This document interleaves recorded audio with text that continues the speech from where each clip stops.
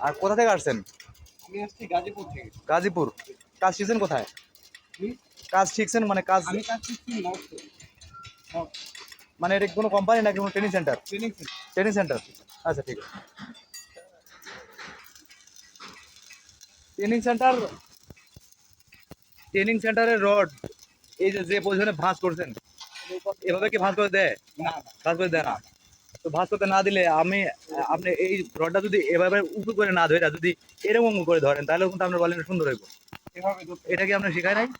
না, আমাদেরকে ব্যাখ্যা করতে দেয় না। একটু শিখাতে হতো, ঠিক আছে। আমরা শিখাই দিই, আপনার দেখেন আপনার ট্রেনিং সেন্টার শিখায় না কিন্তু আমরা শিখাই দিই। এরকম ধরেন, এই জায়গাতে এরকম ধরতে পারছেন। আমি এই জন্যই বলি যে ট্রেনিং সেন্টার থেকে কাজ শিখে এসে কোনো কোম্পানিতে বা পার্মানেন্ট জবের মধ্যে ওয়েল্ডিং করতে সে পারবে না, কারণ ট্রেনিং সেন্টার। যাই হোক, ভাইটা এসেছে অনেক দূর থেকে, তো প্রথমেই মোটামুটি ভালো হচ্ছিল না, পরে আমরা নিজেরা, কারণ অনেক দূর থেকে আসছে তাকে আমরা একটু সাপোর্ট দিলাম, তাকে কোন পজিশনে মারতে হবে সেটা বলে দিলাম, কারণ আমরা পারতাম যে তাকে আগেই রিজেক্ট করতে, কিন্তু করি নাই।